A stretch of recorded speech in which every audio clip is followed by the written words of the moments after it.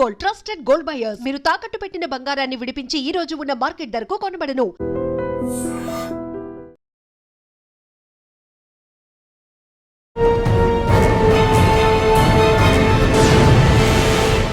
ఈ వారం మన గెస్ట్ 2009 పోలీస్ ఆఫీసర్ పేరు అరుణ్ కుమార్, డిఎస్పీ భద్రాచలం.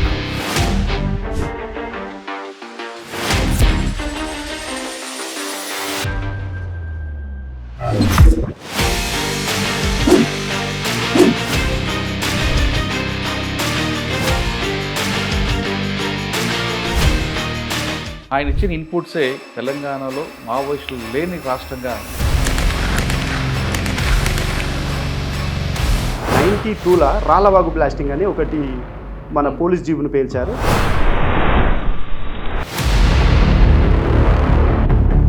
దాంట్లో కూడా అందాజు ఒక 10 మంది చనిపోయారు. పనిచేసేటప్పుడు ఏమవుతుందంటే ఏ రోజు ఇన్ఫర్మేషన్ ఆ రోజు కనుక్కుంటేనే ఒక కిక్ వస్తుంటుంది అన్నమాట. ప్రతి విలేజర్స్తోని డైరెక్ట్ ఇంటరాక్ట్ అయ్యేది. వాళ్ళకు కూడా అప్పటి వరకు కూడా అరే పోలీసులు వచ్చి మనతో ఇట్లా మాట్లాడతారు. కరకగూడెం పోలీస్ స్టేషన్ బ్లాస్టింగ్ కారణం ఏంటి? అదొక పెద్ద స్కెచ్ వేసి దాదాపు 45 రోజులు రెక్కి చేసామని అంటున్నారు. ఈ కరకగూడెం పోలీస్ స్టేషన్ ఎందుకు సెలెక్ట్ చేసుకున్నారు అనేది ఇప్పటికీ ఒక క్వశ్చన్కి ఆన్సర్ లేదా. మాకు కావాల్సింది మావోయిస్టు రహిత పోలీస్ స్టేషన్గా నీ పోలీస్ స్టేషన్ ఉండాలని సార్ బాగా ఎంకరేజ్మెంట్ చేసింది మాకు. కరకగూడెం వైపు ఒక దళం వస్తుంది, ఒక 40 మందితో వస్తారు. ఎస్ఐబి లాంటి ఆర్గనైజేషన్లు పనిచేయాలంటే ముందు ప్యాషన్, ఓపిక. అంత ఓపిక ఉంది కాబట్టినే మేము ఎస్ఐబిలో సక్సెస్ కాగలిగాం. నమ్మి వాళ్ళు పనిచేశారనుకోండి, ఆ విషయం వాళ్ళకి తెలిసే వాళ్ళకి మనకు ఏమైనా పర్లేదు కానీ మనల్ని నమ్ముకున్న వాళ్ళకి ఏం కాదనేది ఒక పెద్ద సిద్ధాంతంలాగా మాకు చెప్తాం. అత్యధిక powerful weapon Maoist weapon Jantar సర్కార్ ఎందుకు క్లోజ్ చేయాలనుకున్నారంటే అంటే జంతర్ సర్కార్ని ఎప్పుడైతే వీక్ చేయగలుగుతామో అప్పుడే మావోయిస్ట్ పార్టీని హిట్ ఛత్తీస్గఢ్ నుండి ఒక వ్యక్తి వద్దు మనం మాట్లాడినాము. పోయిన తర్వాత ఆయన రెస్పాండ్ ఇచ్చిందంతో ఓకే, ఇక దానికన్నా మించిన సంతోషం ఇంకోటి లేకుంటుండే. లొంగిపోయిన వాళ్ళందరూ కూడా మీరు వాళ్ళకు ఉద్యోగాలు ఇవ్వడం, గిరిదర్శనం కార్యక్రమం పెట్టారు. ఆ గిరిదర్శనం కాన్సెప్ట్ సక్సెస్ అయిందా? మేము చేసినామంటే ఇప్పుడు వీళ్ళకు ఫస్ట్ ఉపాధి చూపెట్టాలి.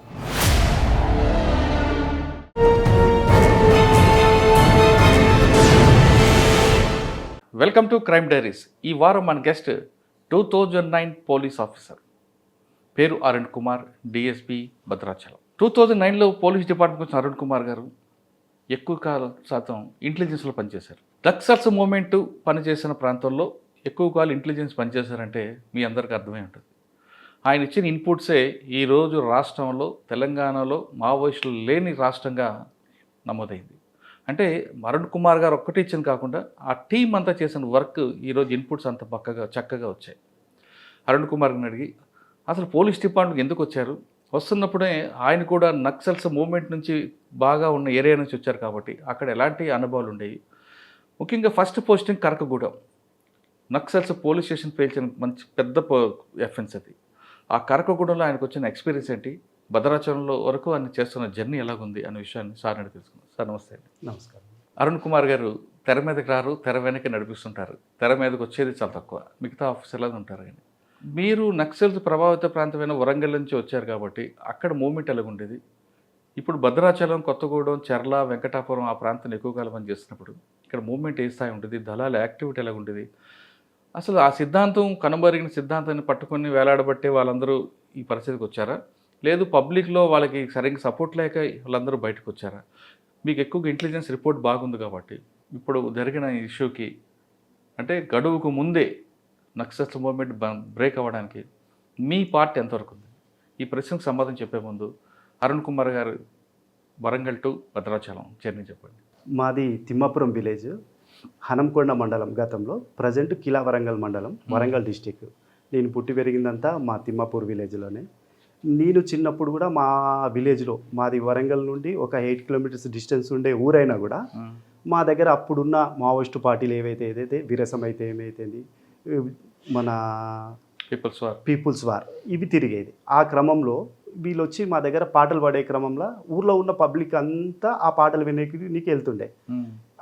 అదే సమయంలో నేను కూడా వెళ్ళి వింటుండే. అసలు నేను ఎందుకు వెళ్తున్నా, ఆ పాటలు ఎందుకు వింటున్నా, నేను వాళ్ళు ఏది జై కొట్టమంటే నేను ఎందుకు కొడుతున్నా అనేది కూడా అర్థం కాని స్టేజ్లో ఆ పాటలకు అట్రాక్ట్ అవ్వడమో, లేకపోతే ఆ పబ్లిక్ అక్కడ ఎందుకు వెళ్తున్నారు అని తెలియకుండా కూడా మేము వెళ్ళి చూడడం జరిగేది అన్నట్టు. ఎవరి పాటలు విన్నారు మీరు అప్పుడు? అంటే ఇక అది స్పెసిఫిక్ ఎవరు పాటలు అనేది మనకు అప్పుడు అంటే నా చిన్న వయసు కాబట్టి కరెక్ట్గా గుర్తించలేకపోతున్నాం, కానీ అప్పుడు వాళ్ళు చేసే క్రమంలో కొన్ని ఏం చేసేదంటే వాళ్ళు పబ్లిక్గా పంచాయతీలు చేసేది అన్నట్టు. అంటే ఏంటిదంటే అధిక వడ్డీలకు ఇచ్చేవారిని పిలిపించేది ప్రజల మధ్యలోకే, మీరు ఎందుకు అధిక వడ్డీలు ఇస్తున్నారు అనే దాని మీద కూడా వాళ్ళు కొంత వాళ్ళను అక్కడ ప్రజల మధ్యలోనే వాళ్ళ గొడవలను పరిష్కారం చేసి అక్కడికక్కడనే వాళ్ళని శిక్షించేయడం చేసేది అన్నట్టు. ఇట్లా ప్రజలు ఎక్కువ వాళ్ళకు దగ్గర అవ్వడం మొదలుపెట్టిండ్రు అన్నట్టు.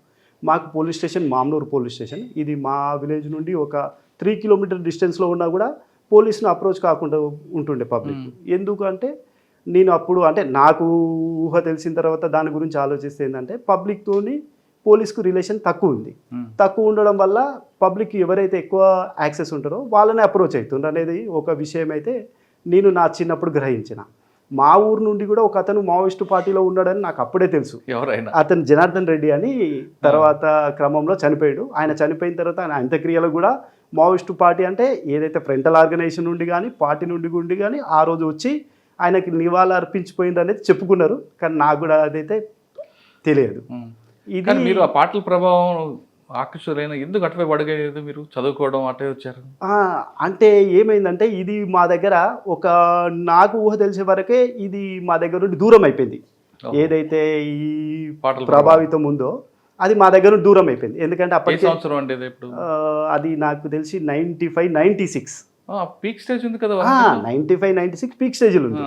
అంటే ఎప్పుడు అంటే ఆ టైం తర్వాత గవర్నమెంట్ కొంత గట్టిగా యాక్షన్ తీసుకోవడం వల్ల ఆ ప్రాంతం నుండి వేరే ప్రాంతానికి అయితే వెళ్ళిపోయింది. ఏదైతే హనంకొండ పోలీస్ స్టేషన్ మీద బాంబు దాడి జరిగిందో అప్పటి వరకు కూడా నాకు మావోయిజం అనేది కొంత ఐడియా ఉంది అన్నట్టు. ఆ దాడి జరిగిన తర్వాత కొన్ని రోజులకే ఒక 2 days 3 days వితిన్లోనే ఒక ఎన్కౌంటర్ అయింది అన్నట్టు. అంటే పోలీసు యొక్క ఇన్ఫర్మేషన్ వ్యవస్థ ఇంత ఉంటుందా అనేది నాకు అప్పుడు కొంత అయితే ఐడియా ఉంది. ఈ క్రమంలో నాకు మావోయిస్టు మీద నా చిన్నప్పుడు కొంత అవగాహన ఉంది అన్నట్టు. అప్పుడు మీ చిన్నతనంలో గట్టి పనిచేసిన పోలీస్ ఆఫీసర్ అండి అప్పుడు చాలా మంది పనిచేశారు వరంగల్లో. చాలా మంది పని చేసిన ఇది మన ex-DGP సార్ ఉండే గౌతమ్ సవాంగ్ గారు కాదు జేవి రాముడు గారు, ఏబి వెంకటేశ్వరరావు, సురేంద్ర బాబు. ఏదేమైనా కూడా అప్పుడున్న పోలీస్ ఆఫీసర్ల గురించి నాకు పెద్ద పరిచయం లేకున్నా ఓకే నాయక్ గారు అందరూ చేసింది, కానీ మన సారు అప్పుడు ఇది కొండమూరుతో ఒకటి నా అప్పుడు నళీన్ ప్రభాత్ సార్ది కొంత ప్రభావం అయితే ఉంది. సారు వచ్చిన తర్వాత వరంగల్ సిటీని ఒక రకంగా సెట్ చేయడం, మావోయిస్టు పార్టీకి బాగా ఉక్కుపాదం మోపడం, ఇవన్నీ ఆ సీజన్తో వరంగల్ టౌన్ నుండి మావోయిస్టు పార్టీ నెమ్మదిగా అడవులకి వెళ్ళిపోవడం అయితే నాకు అప్పటి వరకు తెలిసిన ఇదన్నట్టు. ఆ తర్వాత ఇక నాకు మళ్ళీ మావోయిస్టు పార్టీతో సంబంధం లేదు. నేను తర్వాత ఏం చేసిన అంటే 2006లో కానిస్టేబుల్ సెలెక్ట్ అయినా. నేను 2006లో కానిస్టేబుల్ సెలెక్ట్ అయ్యి ఫస్ట్ నేను హైదరాబాద్ సిటీలో పోస్టింగ్ నాది. నేను నల్లకుంట పోలీస్ స్టేషన్లో ఒక 1.5 year పోస్టింగ్ చేసిన కానిస్టేబుల్గా. ఆ తర్వాత 2009 బ్యాచ్లో డైరెక్ట్ సబ్ ఇన్స్పెక్టర్గా సెలెక్ట్ అయినా. నేను 2009 సబ్ ఇన్స్పెక్టర్ సెలెక్ట్ అయిన తర్వాత ట్రైనింగ్ అయిపోయిన తర్వాత నాకు ఫస్ట్ పోస్టింగ్ ఉమ్మడి ఖమ్మం డిస్టిక్. అప్పుడు ఉమ్మడి ఖమ్మం డిస్టిక్లో కరగూడెం పోస్టింగ్ ఇచ్చారు. నేను 2011 డిసెంబర్లో కరగూడెం పోలీస్ స్టేషన్లో నేను బ్లాస్ట్ అయింది కదా, అప్పటికి బ్లాస్ట్ అయింది. ఎస్హెచ్ఓగా ఛార్జ్ తీసుకున్నా. ఎస్హెచ్ఓగా ఛార్జ్ తీసుకున్న తర్వాత మా కరగూడెం పోలీస్ హిస్టరీ చదివితే ఏమైందంటే 2 మేజర్ బ్లాస్టింగ్స్ ఉన్నాయి. ఒకటి 92లో రాళ్ళవాగు బ్లాస్టింగ్ అని ఒకటి మన పోలీస్ జీబును పేల్చారు. దాంట్లో కూడా అందాజు ఒక 10 మంది చనిపోయారు. ఆ తర్వాత 97 పోలీస్ స్టేషన్ బ్లాస్టింగ్ చేశారు. పోలీస్ స్టేషన్ బ్లాస్టింగ్లో మొత్తం 16 మంది చనిపోయారు అన్నట్టు. ఈ 2 ఇన్సిడెంట్ల మీద నేను బాగా స్టడీ చేసిన. ఎందుకు ఈ మారుమూల ప్రాంతమైన ఇక్కడ మావోయిజం కూడా గట్టిగా లేని ప్రాంతంలో ఈ 2 ఇన్సిడెంట్ పోలీస్ మీద ఎందుకు జరిగినాయి అనే దాని మీద నేను బాగా స్టడీ చేస్తే నాకు అలా కనిపించిన ఒక ల్యాబ్స్ ఏంటంటే ప్రజలతోని కరెక్ట్గా సంబంధాలు లేకపోవడం అనేదే నాకు కొంత ల్యాబ్స్ అనిపించింది అన్నట్టు.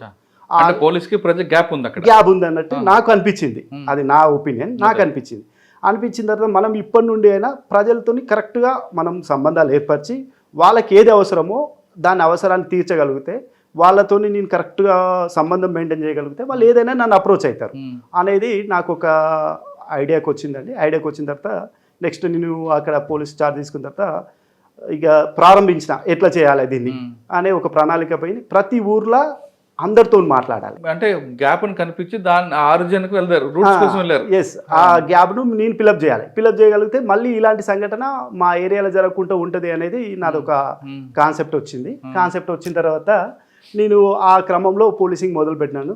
నేను మా కరగూడెంలో ఉన్న ప్రతి గూడెంకి వెళ్ళేది, ప్రతి గూడెం వెళ్ళి ప్రతి విలేజర్స్తోని డైరెక్ట్ ఇంటరాక్ట్ అయ్యేది. వాళ్ళకు కూడా అప్పటి వరకు కూడా అరే పోలీసు వచ్చి మనతో ఇట్లా మాట్లాడతారు అనే దాంట్లో నమ్మకపోతుండే కొంత టైం వరకు నన్ను. ఎందుకంటే అప్పటి వరకు పోలీసులు ఊర్లలోకి పోయి ప్రజలతోని ఇట్లా ప్రత్యక్షంగా మాట్లాడిన సందర్భాలు చాలా తక్కువ ఉండే ఆ టైంలో. ఎందుకంటే అప్పుడు మావోయిస్టు ప్రభావితం ఎక్కువ ఉండే, 2 పెద్ద ఇన్సిడెంట్లు జరిగినాయి.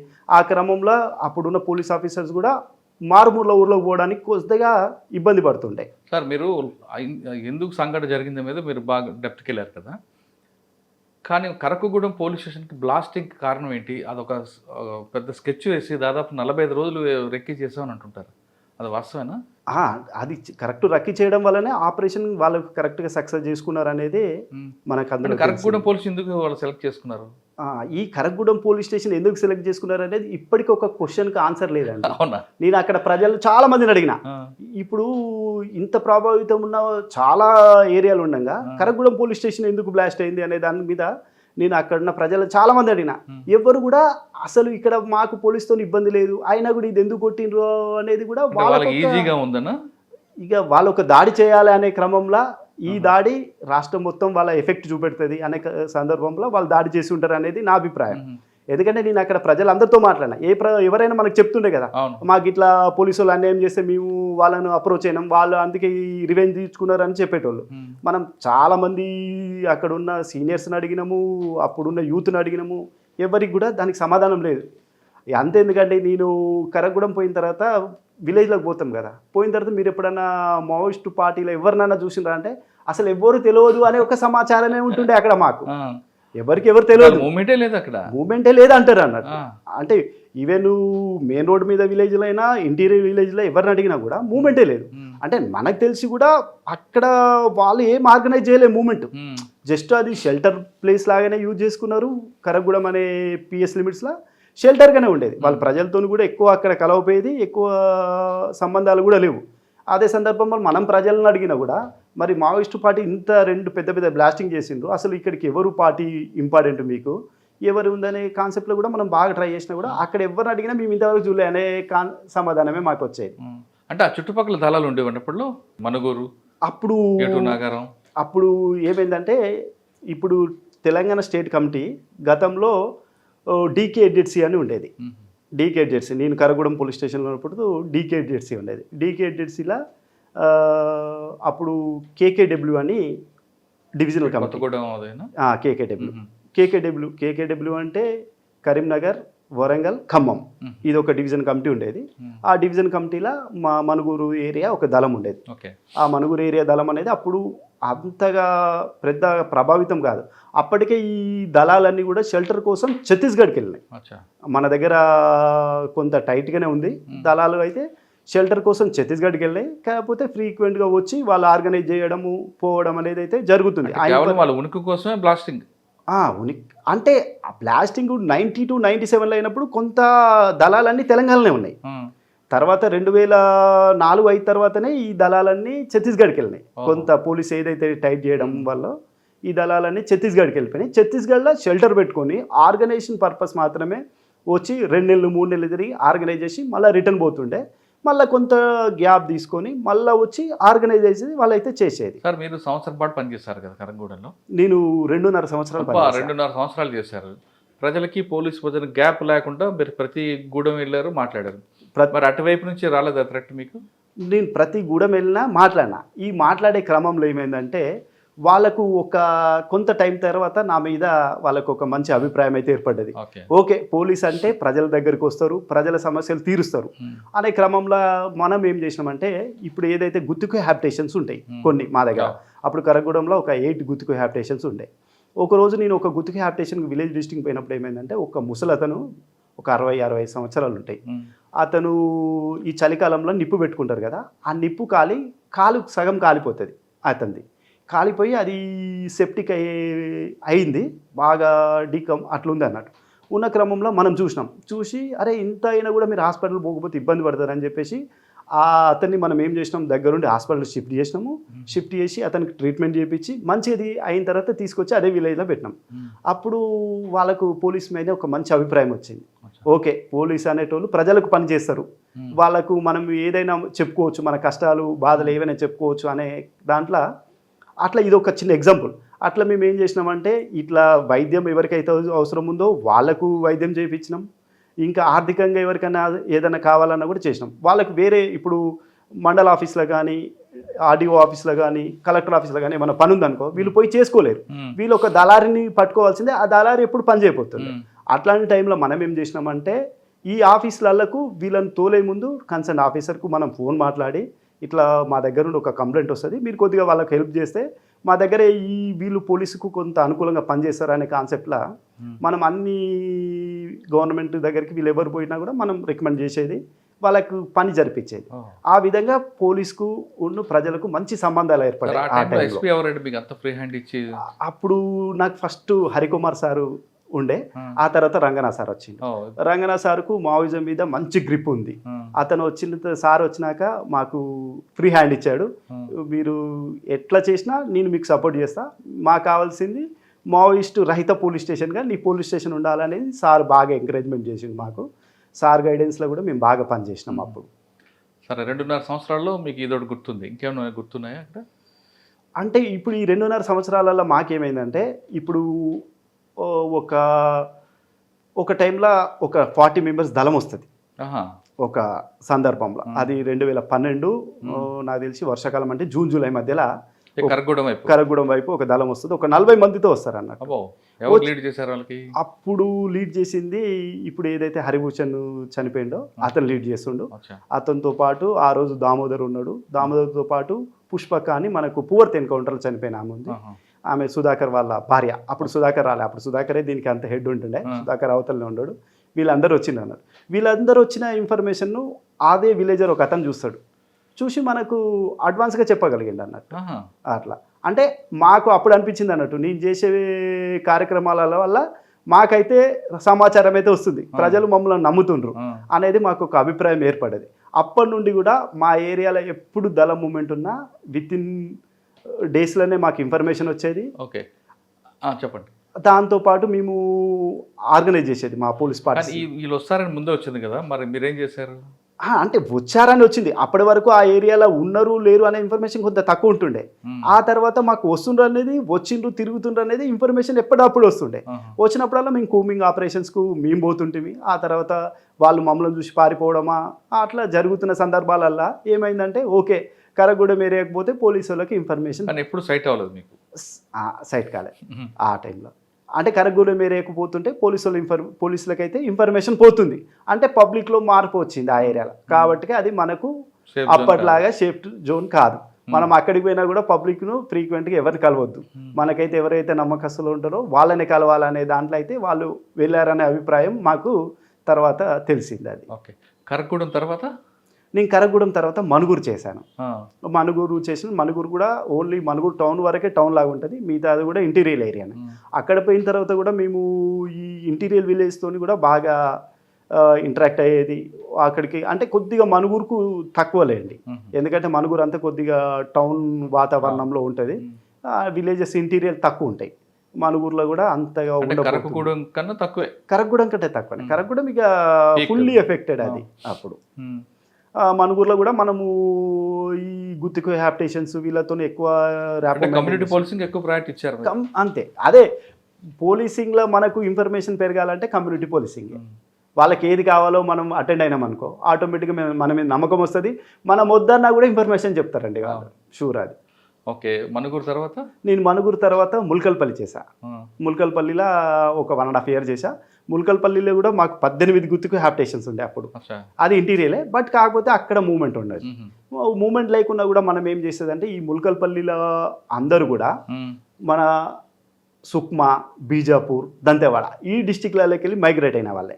మనం ఏం చేసేదంటే వీళ్ళు రెగ్యులర్గా అటు వెళ్ళేస్తుంటారు, ఛత్తీస్గఢ్కి వెళ్ళేస్తుంటారు. అంటే వెళ్ళినప్పుడల్లా వీళ్ళని మనం మోటివేట్ చేసేది, అక్కడ ఏం జరుగుతుందో కనుక్కొని మళ్ళీ వచ్చి మాకు చెప్పమని చెప్పేది అన్నట్టు. సో అట్లా కూడా మేము కొంత ఇన్ఫర్మేషన్ డెవలప్ చేసేది. ఏది బీజాపూర్లో ఏమవుతుంది, సుక్మాలో ఏమవుతుంది, దంతెవాడలో ఏమవుతుంది అంటే ఏరియా వైజ్గా కొంత అప్పుడైతే ఇన్ఫర్మేషన్ అయితే వాళ్ళు అట్లా ఇన్ఫార్మర్ వ్యవస్థను మనం అప్పుడు కూడా తయారు చేసి వీళ్ళు రెగ్యులర్గా ఏదైతే ఇంటీరియర్ విలేజ్ పోయి వచ్చిన తర్వాత అక్కడ ఏ దళాలు మూవ్మెంట్ అవుతున్నాయి, వాళ్ళ స్ట్రాటజీ ఏంది, వాళ్ళు ఎట్లున్నారు ఇప్పుడు అనే దాని మీద అయితే మేము కొంత వర్కౌట్ చేసినాం. తర్వాత ఎక్కడికి వచ్చారు? ఆ తర్వాత నేను ఇంకా ముల్కల్పల్లి పోస్టింగ్ తర్వాత నేను ఇంటెలిజెన్స్కి వెళ్ళిపోయినా. Intelligence Warangal RIO office. నేను పొలిటికల్ ఇంటెలిజెన్స్గా అక్కడ ఒక 4 years వర్క్ చేశాను. ఓకే. ఆ తర్వాత నాకు 2020 సెప్టెంబర్లో ఇన్స్పెక్టర్గా ప్రమోషన్ వచ్చింది. 2020 సెప్టెంబర్ అప్పుడు నాకు ఇన్స్పెక్టర్గా ప్రమోషన్ వచ్చింది. ఇన్స్పెక్టర్గా ప్రమోషన్తో నేను ఎస్ఐబికి వెళ్ళడం జరిగింది. నేను ఎస్ఐబిలో దగ్గర దగ్గర ఒక 6 years వర్క్ చేశాను. 2020 అంటే కరోనా. 21 అంటే కరోనా అయిపోయి సెకండ్ వేవ్కు స్టార్ట్ అయ్యే ముందు. ఓకే. ఫస్ట్ వేవ్ అయిపోయింది. సాధారణంగా ప్రతి ఆఫీసర్ లా అండ్ ఆర్డర్ చేయాలనుకుంటారు కదా, మీరు దీంట్లోనే ఎందుకు స్టిక్ అయిపోయారు? ఇది ఏమంటే అంటే ఒక్కొరికి ఒక ప్యాషన్ ఉంటుంది. మనకి ఇది ఒక ప్యాషన్, ఇది ఒక అడిక్ట్ అంతే. వన్స్ దీనికి అడిక్ట్ అయినామంటే ఇది చేయాలన్న ఇంట్రెస్ట్ బాగా పెరుగుతుంది మనకు.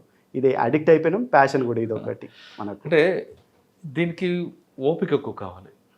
మిగతా లాండెడ్ పొల్యూషన్ ట్రాఫిక్ అనుకోండి, ఒక టైం ఉంటుంది, ఆ టైంలో డ్యూటీ అయిపోయి దిగుతాం, ఒక ఎక్యూజ్తో మాట్లాడాలంటే 1-2 hours అవుతుంది. ఎస్ఐబి లాంటి ఆర్గనైజేషన్లు పనిచేయాలంటే ముందు ప్యాషన్, దాంతోపాటు ఓపిక. ఒక ఇన్ఫార్మర్ ఈరోజు వస్తాడో రాడో తెలియదు, రేపు వస్తాడో, కానీ అక్కడ మీరు ఉండాల్సి వస్తుంది. మరి అంత ఓపికతో మీరు పనిచేశారా? చేసినాం. అంత ఓపిక ఉంది కాబట్టినే మేము ఎస్ఐబిలో సక్సెస్ కాగలిగినాం. ఆ ఓపిక లేకపోతే ఎస్ఐబిలో సక్సెస్ కావడం కష్టం. ఒకటి. నెంబర్ 2, ఓపిక ఉందంటున్నారు. అబ్జర్వేషన్ ఉండాలి. ఎక్కడ కూడా మీ గురించి రివీల్ చేయకూడదు. కొన్నిసార్లు మరీ ఇబ్బంది ఉన్నా కూడా ఆ ప్రాబ్లం ఫేస్ చేయాలి. అటువంటి చేశారా? చేశామండి అట్లా కూడా. నేను కొత్తగా ఎస్ఐబికి వెళ్ళిన తర్వాత ఎస్ఐబిలో నేను చూసిన ఏరియా ఏంటంటే కొత్తగూడెం ఏరియా. కొత్తగూడెం ఏరియా అంటే ఇది మన టీఎస్సి తెలంగాణ స్టేట్ కమిటీలో మొత్తం 3 ఏరియా కమిటీ అంటే 3 డివిజన్ కమిటీలు ఉంటాయి. ఒక డివిజన్ కమిటీలో భద్రాద్రి కొత్తగూడెం అల్లూరి సీతారామరాజు అనేది ఒక డివిజన్ కమిటీ. నేను ఈ డివిజన్ కమిటీ మూమెంట్ చూడడం మొదలుపెట్టాను. దీంట్లో అప్పుడు 2 ఏరియా కమిటీలు ఉంటుండే. ఒకటి చెర్ల ఏరియా కమిటీ, ఒకటి మనుగూరు ఏరియా కమిటీ. చెర్ల ఏరియా కమిటీలో చెర్ల ఎల్ఓఎస్, శబరి ఎల్ఓఎస్, చెర్ల ఎల్జిఎస్ అని అప్పుడు ఉంటుండే. ఇటు గోదావరి ఇతల మనుగూరు ఎల్ఓఎస్, మనుగూరు ఎల్జిఎస్ అన్నారు. వీటన్నిటికీ ఇప్పుడు ఏదైతే సరెండర్ అయిన ఆజాద్ ఉండో ఆజాదే అప్పటి నుండి కూడా సెక్రటరీగా పనిచేసిండు. ఆ క్రమంలో ఈ చెర్ల ఏరియాకేమో అరుణ డివిసిఎం, ఈమె కార్యదర్శి ఉండేది. మనుగూరుకేమో లచ్చన్న మంతు టీమ్ క్యాడర్లలో వీళ్ళు కార్యదర్శిగా పనిచేసిండ్రు. నేను ఎస్ఐబికి వచ్చి ఈ ఏరియా చూసేటప్పుడు చేసేటప్పుడు ఈ దళాలు రెగ్యులర్గా మనుగూరుకు ఏదైతే దళం ఉందో వీళ్ళు షెల్టర్ ప్లేస్ మాత్రం ఛత్తీస్గఢ్లో ఉంటుండే. కానీ ఆర్గనైజేషన్ పరంగా టీమ్స్ గోదావరి క్రాస్ అయ్యేది. మన Karagudem PS limits, Gundala, Alapalli, Manuguru, Ashopuram, Palvancha rural ఈ పోలీస్ స్టేషన్లలో మాత్రం వీళ్ళు ఈ ఏరియాలో ఉన్న ఏదైతే ఫారెస్ట్ ఉందో ఆ ఫారెస్ట్లో తిరిగేది. ఆర్గనైజేషన్కి అయితే వచ్చిపోతుండే. కానీ ఆర్గనైజేషన్కి వీళ్ళు వచ్చేపోయే క్రమంలో మేము కూడా సేమ్ వీళ్ళు ఏదైతే ప్రాంతంలో సంచరిస్తారో అదే ప్రాంతాలలో మేము కూడా సంచరించేది. ఇప్పుడు మీరు సంచరించామంటున్నారు కాబట్టి ఆ ప్రాంతంలో వెళ్ళినప్పుడు మీ కవర్ ఏంటి, ఏ విధంగా ఉంటుంది? అంటే ఇక మేము కవర్ చెప్పకూడదు. పోలీస్ అని చెప్తే ఎవ్వరు సహకారం చేయరు. ఫస్ట్ వాళ్ళకు ఆ ప్రాంతానికి ఏదైతే అవసరం ఉంటుంది, ఏ నీడ్ ఉంటుంది, ఆ ప్రాంతానికి ఎవరు ఎక్కువ పోతారు అనేది ఫస్ట్ స్టడీ చేసుకుంటాం కాబట్టి ఆ కవర్లో వెళ్ళిపోతాం అన్నమాట. ఫస్ట్ మేము ఈ గుత్తికి హ్యాబిటేషన్కి వెళ్ళినాం అనుకో, ఎక్కువ ఏం చేస్తామంటే ఏదన్నా సంస్థ పేరు చెప్తాం వాళ్ళకు. అంటే ఈ సంస్థ తరపున మేము వచ్చినాము, మీకు ఏమేమి అవసరాలు ఉన్నాయి, ఏమేమి అవసరాలు లేవు అనే దాని మీద మేము ఒక సర్వే చేస్తున్నాము, దాని గురించి వచ్చినాము అని చెప్పేసి మేము ఫస్ట్ ఆ విలేజ్లోకి ఎంటర్ అవుతాము. ఎంటర్ అయిన తర్వాత ఆ విలేజ్లో మేము మనకు పనికి వస్తారు ఎవరు అనే దాని మీద ఐడెంటిఫై చేసుకుంటాం. ఫస్ట్ చేసుకొని అతన్ని ఫోన్ నెంబర్ తీసుకోవడమా లేకపోతే అతన్ని మనం అనుకున్న ప్లేస్కు రమ్మని చెప్పడమా అనేది కొంత జరిగేది. వాళ్ళు మా దగ్గరికి వచ్చిన తర్వాత వాళ్ళతో మేము ఇక అప్పుడు ఓపెన్ మాట్లాడేది అన్నట్టు. ఇట్లా మేము పనిచేసేది మీ గురించే, మీకోసం పనిచేస్తున్నాం కాబట్టి మీరు మాకు సహకారం చేస్తే మీరు రానున్న రోజులలో సంతోషంగా బతుకుతారు, మీ పిల్లలు సంతోషంగా బతుకుతారు, మంచి చదువులు చదువుతారు, మీకు స్కూల్స్ వస్తాయి, హాస్పిటల్స్ వస్తాయి, పవర్ సప్లై వస్తుంది, వాటర్ ఫెసిలిటీ వస్తుంది, గవర్నమెంట్ ఏవైతే మీకు ఉంటాయో అవన్నీ కూడా ప్రొవైడ్ అవుతాయి. కాబట్టి ఎవరో ఒకరు కష్టపడితే మిగతా వాళ్ళందరూ సుఖపడతారు అనే కాన్సెప్ట్లో మేము వాళ్ళకు బాగా బ్రీఫ్ చేసేది. కానీ మీ మాటలు నమ్మేవారండి వాళ్ళు? ఆదివాసులు తొందరగా నమ్మరు కదా. నమ్మరు. కాకపోతే వాళ్ళకు మన మీద నమ్మకం రావాలంటే వాళ్ళకి ఏదైతే పని కావాలో ఆ పని ఫస్ట్ మేము చేసేది. ఫస్ట్ వాళ్ళు ఏదైనా వర్క్ అడిగేది మమ్మల్ని. వర్క్ అడిగితే అది ఎంత వర్క్ అయినా కూడా ఎంత దూరమైనా ఏ ఆఫీసర్లతోనైనా మాట్లాడి ఆ పని చేపిసేది మేము ఫస్ట్. ఆ పని చేసిన తర్వాత వాళ్ళకి కొంత నమ్మకం వచ్చేది మన మీద. ఇంకొకటి ఏంటంటే మనం ఏదైతే వాళ్ళతో మాట్లాడుతున్నామో మన మాటలలో వాళ్ళకు ధైర్యం అంటే మన మాటల మీద వాళ్ళకు నమ్మకం రాగలిగితే 100% ఇక వాళ్ళు మనకు పనిచేస్తారు. ఒక్కసారి మనకు పనిచేయడం మొదలు పెడితే ఇంక వాడు అబద్ధం అనేది చెప్పడు, ఎప్పుడు నిజమే చెప్తాడు. నమ్మి వాళ్ళు పని చేశారు అనుకోండి, ఆ విషయం వాళ్ళకి తెలిసే వాళ్ళకి కోవర్ట్ అని పేరు మీద వాళ్ళని చంపేస్తారు. మరి అటువంటి ప్రాబ్లం ఫేస్ చేస్తూ మీరు సపోర్ట్ చేసేవారు? ఎస్, అట్లాంటి ప్రాబ్లమ్స్ కూడా ఫేస్ చేస్తూ అంటే మాకు ఎస్ఐబిలో ఫస్ట్ ఏం చెప్తారంటే మనకు ఏమైనా పర్లేదు కానీ మనల్ని నమ్ముకున్న వాళ్ళకి ఏం కాదనేది ఒక పెద్ద సిద్ధాంతంలాగా మాకు చెప్తారు అన్నట్టు. అంటే మనకు పని కాకుండా పర్లేదు కానీ మనల్ని నమ్ముకున్న వాళ్ళకి ఎవరికి కూడా హాని జరగవద్దు అనేది ఒక ముఖ్యమైన సిద్ధాంతం మీద వర్క్ చేస్తాం మేము ఎప్పుడైనా కూడా. ఎందుకంటే వేరే వాళ్ళ ప్రాణాలు పణంగా పెట్టి మేము వర్క్ చేయం. ఆ సిద్ధాంతం మీదనే ఎవరికి ఏం కాకుండా ఉండే రీతిగానే సమాచారాన్ని మేము అట్లనే సేకరిస్తాం. అసలు ఈ సమాచారం మాకు ఎట్లా వచ్చిందనే విషయము అవతల వాళ్ళకి అర్థం కావాలంటే చాలా కష్టం. అది ఒక గ్రామాలకు వెళ్ళారనుకోండి, ఒక ఇంటికి వెళ్ళారనుకోండి, వెళ్ళే ఉంటారు. ఆ ఇంటికి వెళ్ళిన వ్యక్తి మీద ఖచ్చితంగా వాళ్ళకి ఫోకస్ ఉంటుంది, ఇది ఇన్ఫార్మర్ అని. మీరు వెళ్ళిన వ్యక్తి ఇంటి మీద దాడి చేయడమో చంపడం చేస్తుంటారు. మరి మీకు ఆ ప్రాబ్లం ఎలా సాల్వ్ చేశారు? ఇక్కడ ఏం జరుగుతుందంటే అండి, మేము ఫస్ట్ ఎవరైతే మాకు పర్సన్ కావాలో ఆ పర్సన్ ఆ విలేజ్లో ఐడెంటిఫై చేసుకున్న తర్వాత ఆ విలేజ్లో మాట్లాడడం అస్సలు. ఆ పర్సన్ కోసం అతను ఎప్పుడైతే ఆ విలేజ్ వదిలి దగ్గరలో ఉన్న టౌన్ కానీ గ్రామానికి కానీ వస్తాడు అనేది ఒక ఇన్ఫర్మేషన్ ఉంటుంది మాకు. అతని కోసం వారమైనా నెలైనా వెయిట్ చేసేది.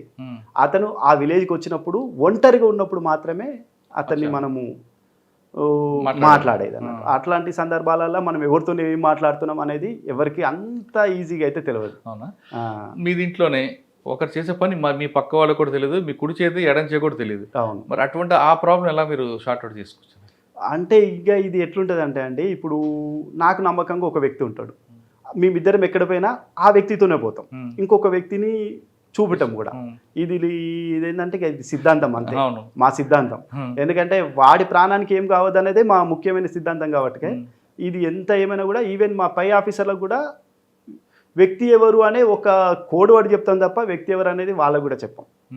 అంత సీక్రెట్. అది ఓకే, అది మీకు కమిట్మెంట్. అది కానీ మీ సిబ్బందిలోనే మీకు ఎవరికి సబార్డినేట్ ఉంటారు అనుకోండి, మీ కుడి చేయి చేసిన పని ఎడం చేయ కూడా తెలియకూడదు అసలు. అది మరి ఆ టాస్క్ని ఎలా చేసుకున్నారు? ఇంకా దాన్ని పరిస్థితులు అనుకూలంగా.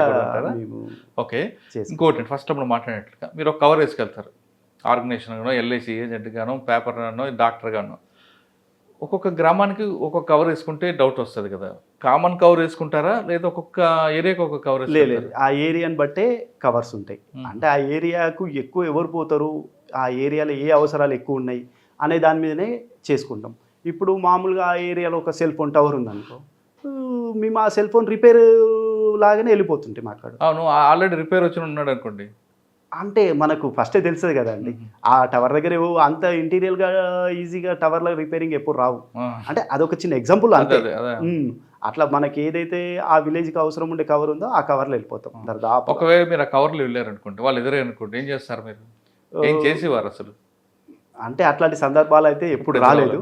ఒకవేళ వచ్చినా కూడా ధైర్యంగా అదే కవర్ను గట్టిగా మేము చెప్పేటోళ్ళం. స్టిక్ అయిపోతాం. ఓకే, ఒక ఇంట్లో వెళ్ళినప్పుడు ఆ టోపోగ్రఫీ చూసుకొని వెళ్తారా? ఒకవేళ ఏదైనా ఎఫెన్స్ అయింది అనుకోండి, ఎలాగ ఎగ్జిట్ అవ్వాలనేది ప్రతిసారి మనం తెలియని ఏరియాకి పోతున్నామంటే ఖచ్చితంగా ఆ టోపోగ్రఫీ తీసుకుంటాం. ఎంట్రీ ఎట్లుంటుంది, ఎగ్జిట్ ఎట్లుంటుంది, మనం పోయే టైంలో ఇంకేమన్నా ఇబ్బందులు ఏర్పడతాయి అనేది మనం ముందే అంత మ్యాప్లో ఎనాలిసిస్ చేసుకున్న తర్వాతనే మేము వెళ్ళి వస్తుంటాం. వెపన్ క్యారీ చేస్తారా లేదా మామూలుగా వెళ్ళిపోతారా? మామూలుగా వెళ్తాం. అంటే వారు ఎవరు సందర్భాన్ని బట్టి అంతే. ఇలాగా మీరు దాదాపు 5-6 సంవత్సరాలు చేస్తారు కదా, ఏ దళంతో డైరెక్ట్ మాట్లాడారా? ఇక డైరెక్ట్ మాట్లాడిన సందర్భాలు ఉండవండి. సరే, వీళ్ళంతా షెల్టర్ జోన్ మంది అనుకుందాం, లేదంటే షెల్టర్ జోన్ ఛత్తీస్గఢ్, మన దగ్గర ఎఫెన్స్ చేసి వెళ్ళిపోతుంటారు. వచ్చి వెళ్తే సందర్భాలు ఎక్కడ సైట్ అయ్యా మీకు? అంటే వచ్చి వెళ్ళే ఇన్ఫర్మేషన్ మనకు ఎప్పటికప్పటికి దొరుకుతూ ఉంటుంది. ఈ సందర్భంలో మేము ఆపరేషన్కు తక్కువ వెళ్తాం. మాకు ఆపరేషన్ పర్పస్ వేరే పార్టీస్ ఉంటాయి, అవి వాళ్ళ ఆపరేషన్కి వెళ్తారు అన్నట్టు. మేము ఓన్లీ ఇన్ఫర్మేషన్ మాత్రమే షేర్ చేయగలుగుతాం అన్నట్టు. సార్, ఇందులో పక్కన ఎక్కడో మీ ఏరియా కాకుండా పక్కన కూడా జరిగింది, ఒక ఎఫెన్స్ అయింది అనుకోండి, వాళ్ళు చేశారు, ఇంకా మీ ఆఫీసర్లు ప్రెజర్ ఇస్తారు, ఏం చేస్తున్నావు, ఏమైంది, మూమెంట్ ఎలాగుందని. ఒక్కొక్కసారి ఆ గన్మ్యాన్ వాళ్ళ వైపు వాడికి సెంట్రీ వస్తాడు, వాడి కోసం వెయిట్ చేస్తుంటారు, వాడు రాలేదు హ్యాండ్ ఇస్తుంటాడు. ఇటువంటి సంఘటనలు ఏమైనా మీకు ఎదురయ్యా? అట్లాంటి సందర్భాలు తక్కువ ఉంటాయి ఆ. నా దగ్గర. సెంట్రీ వాళ్ళకి హ్యాండ్ ఇవ్వడం సెంట్రీ అంటే వాళ్ళకి ఒక పార్టీకి సెంట్రీ ఉంటాడు కదా, ఎస్. ఆ సెంట్రీ మీద మీకు ఇన్ఫార్మ్ అనుకుందాం, ఆ సెంట్రీ రాలేదు, ఈలోగా ఏదో జరిగింది, మీ ఆఫీసర్లు మీకు అడుగుతుంటారు. అంటే అట్లాంటి సందర్భాలు వచ్చినప్పుడు ఆఫీసర్స్ కూడా అందరికీ అర్థమైపోతుంది అచ్చా. అది ఎందుకు జరగలేదు అనే దాని గురించి తర్వాత నేను ఆన్సర్ చేయగలుగుతా కదా. మ్మ్. కాబట్టి అట్లాంటి వాటిలో ఎప్పుడైతే మాకు ఇబ్బంది కలగదు. మ్మ్. ఎందుకంటే ఒక పని ఈ టైంకి అవుతుంది అనే గ్యారంటీ అయితే ఉండదు మ్మ్. ఈ వర్క్లో. అచ్చా. అట్లా అది సందర్భం ప్రకారం టైం ప్రకారం అవ్వాల్సి ఉంటే అవుతుంది, లేదంటే పోస్ట్ పోన్ అవుతుంటుంది. కానీ ఇది రిస్క్ జాబ్ అని మీరు ఐడెంటిఫై చేశారు. ఇది రిస్క్ జాబ్ అనేది ఐడెంటిఫై తెలుసు, అయినా కూడా అదొక ప్యాషన్ అంతే, చేయాలనుకుంటున్నాం చేసినాం. ఒక వాళ్ళు కలవాలనుకోండి, ఇదంతా మైండ్ గేమ్ ఎస్ఐబి అనేది. ఆ మైండ్ గేమ్లో మీకు బాగా నచ్చింది ఒక గేమ్ చెప్పండి. ఇక అంటే చాలా ఉంటాయి, ఇక ఇది చెప్పలేదు. దళాలు ఎక్కడెక్కడ, చర్ల, వెంకటాపురం ఇవన్నీ కాకుండా, కేకే డబ్ల్యూ కాకుండా ఇంకా వేరే మూమెంట్ ఉండేదా? ఇప్పుడు మనకి యాక్చువల్గా ఇది ఏదైతే భద్రాద్రి కొత్తగూడెం డిస్టిక్ ఉందో దీనికి బార్డర్ అంతా ఛత్తీస్గఢ్ స్టేట్ ఉంటుంది. ఛత్తీస్గఢ్ స్టేటు సుక్మా, బీజాపూర్ ఈ రెండు డిస్టిక్స్ మన భద్రాద్రి కొత్తగూడెంకు ఉంటాయి. ఇప్పుడు సుక్మా, చర్ల పోలీస్ పిఎస్, చెర్ల, దుమ్ముగూడెం రెండు పోలీస్ స్టేషన్లకు ఇవి బార్డర్ అన్నట్టు. ఏదండి చెర్ల, దుమ్ముగూడెం దుమ్ముగూడెం ఈ రెండు పోలీస్ స్టేషన్లకు ఇవి బార్డర్ మనకు. సుక్మా, బీజాపూర్. ఈ సుక్మా, బీజాపూర్ ఏదైతే మన బార్డర్ ఏరియా ఉందో ఈ బార్డర్ ఏరియాలో దక్షిణ్ బస్తర్ అని ఒక డివిజనల్ కమిటీ ఉంటుంది వాళ్ళది. దక్షిణ్ బస్తర్ డివిసి అని ఉంటుంది. ఈ డివిసి కింద మొత్తం 4 ఏరియా కమిటీలు ఉంటాయి. 4 ఏరియా కమిటీలలో ఒకటి పామిడ్ ఏరియా కమిటీ, రెండవది కిస్టారం ఏరియా కమిటీ, మూడవది కుంట ఏరియా కమిటీ, నాలుగవది జగురుగొండ ఏరియా కమిటీ. కానీ మీరు చెప్పిన కుంట మినహాయించి మిగతా 3 చాలా అగ్రెసివ్గా ఉంటుంది కదండి. అప్పుడు కుంట కూడా చాలా అగ్రెసివ్గానే ఉండేది. ఈ 3 కమిటీల కింద మళ్ళీ ఏమి ఉంటుందంటే ఏరియా కమిటీలు ఉంటుండే. మళ్ళీ ఆ ఏరియా కమిటీల కింద వాళ్ళ ఈ ప్లటూన్స్ ఉంటాయి. ప్లటూన్స్ అంటే వాళ్ళ మిలిటరీ దళాలు, అవి మిలిటరీ దళాలు. వీటికి తోడుగా పిఎల్జిఏ ఫస్ట్ బటాలియన్ ఎప్పుడు ఈ దక్షిణ బస్తర్ ఏరియాలనే వాళ్ళు మూవ్మెంట్ చేసేటోళ్ళు వీళ్ళకు అనుకూలంగా. అందుకే ఈ ప్రాంతం చాలా గట్టి పట్టున్న ప్రాంతం మావోయిస్టుకు. ఇది మనకు బార్డర్ ఒకటి. ఈ వీటికి తోడు ఇక్కడ జంతన్ సర్కార్ అనేది వాళ్ళ యొక్క గట్టి వెపన్. అది అత్యధిక పవర్ఫుల్ వెపన్, మావోయిస్ట్ వెపన్ ఏంటంటే జంతన్ సర్కార్. ఈ జంతన్ సర్కార్లో ఇంపార్టెంట్ ఏంటంటే విలేజ్ కమిటీ మెంబర్స్ ఒకటి, మిలిషా ఒకటి, మహిళా కమిటీ కేఎంఎస్ అని ఉంటుంది. ఇవి చాలా క్రూషియల్ రోల్ పోషించినాయి వాళ్ళకు. వాళ్ళ రక్షణ కవచం ఏమిందంటే ఈ జంతన్ సర్కారే. ఈ చెర్ల నుంచి 10 కిలోమీటర్లు వెళ్తే అదే కదండి. అంతే, చెర్ల నుండి 10 కిలోమీటర్లు. అప్పటి వరకు కూడా 2014 నుండి కూడా చెర్లలో కూడా చాలా ఎఫెక్టివ్ ఉండేది. ఈ జంతన్ సర్కార్ సిస్టమ్ చెర్లలో కూడా ఉండేది. ఇది మనకు 2020-21 వరకు కూడా నడిచింది ఏది జంతన్ సర్కార్ అనే సిస్టమ్. ఆ తర్వాత ఎప్పుడైతే మనము జంతన్ సర్కార్ను ఎప్పుడైతే దీన్ని వీక్ చేయగలిగితేనే మనం మావోయిస్ట్ పార్టీకి రీచ్ అవుతాం అనేది ఒక ఉద్దేశంతో అప్పటి నుండి మనం జంతన్ సర్కార్ మీద కాన్సన్ట్రేషన్ చేయడం జరిగింది అన్నట్టు. దాంట్లో పనిచేసే విలేజ్ కమిటీ మెంబర్లు అయితేంది, మిలిషా వాళ్ళు అయితేంది, ఏ కమిటీ మెంబర్లైనా తీసుకురావడం, వీలైతే అరెస్టు లేదంటే సరెండర్ చేపించి కౌన్సిలింగ్ చేసి వాళ్ళలో మార్పు రావడం స్టార్ట్ చేసినాం అన్నట్టు. జంతన్ సర్కార్లో యాక్టివ్గా ఉన్నాము ఎవరు అంటే ఇప్పుడు జంతన్ సర్కార్ల మహిళా కమిటీకి జంతన్ సర్కార్లో ఉన్న దాంట్లో ఎట్లుంటుంది అంటే అండి, దానికి ఒక ఎడ్జెడ్సీ క్యాడరే ఇన్ఛార్జ్ ఉంటుండే వాళ్ళకు. అంటే స్టేట్ కమిటీ మెంబరే ఇన్ఛార్జ్ ఉంటాడు జంతన్ సర్కార్. అంటే ఇప్పుడు మన సైడ్ ఎట్లుంటుందంటే ఒక ఏసీఎం క్యాడర్ను ఇన్ఛార్జ్ ఇస్తారు. ఏది ఇప్పుడు మన ఏరియాలకైతే అట్లా జరుగుతుంటుంది. ఆవిడ సరెండర్ అయిపోయారు కదా, ఆవిడ బాగా ఫెరోషియస్ ఉంటుంది అంటారు. ఎవరు పేరు? సోనియా. ఎస్, ఆమె ప్రాపర్ వచ్చేసి ఈమెది గొల్లపల్లి పిఎస్ లిమిట్స్. అది మీ జిల్లా కదా? లే, Gollapalli PS limits Sukma district ఈమెది. ఈమె ఏం చేసిందంటే హస్బెండ్ వరంగల్. ఎస్, వాళ్ళ హస్బెండ్ వరంగల్ చందు అని CNM state committee member marriage చేసుకుంది అన్నట్టు. ఈమె సోని చాలా ఫెరోషియస్గా ఉండే. అప్పుడు జంతన్ సర్కార్ను బాగా పటిష్టంగా చేసిన దాంట్లో ఈమె పాత్ర కూడా చాలా ఉంది అక్కడ. ఇప్పుడు ఎప్పుడైతే మేము చెర్ల ఈ జంతన్ సర్కారు లింక్స్ ఎప్పుడైతే క్లోజ్ చేయడం మొదలు పెట్టామో మాకు కొంత బార్డర్కు వెళ్ళడం ఈజీ అనిపించింది. ఆ తర్వాత జంతన్ సర్కార్ ఎందుకు క్లోజ్ చేయాలనుకుంటారంటే వాళ్ళు ఆదివాసులందరికీ చెరువులు తమ్మడం, తర్వాత వాళ్ళు స్కూల్స్ పెట్టడం ఇవన్నీ చేసుకొచ్చారు కదా. కరెక్టే. చెరువులు తవ్వడం అనేది బాగానే ఉంది. దాని ద్వారా వాళ్ళకి అంతో కూస్తో వ్యవసాయం చేసుకోగలిగింది. స్కూల్స్ పెట్టిండ్రు. స్కూల్స్ పెట్టడం వల్ల వాళ్ళకి ఏం నాలెడ్జ్ ఇవ్వగలిగిండ్రు? పార్టీ నాలెడ్జ్ మాత్రమే ఇవ్వగలిగిండ్రు.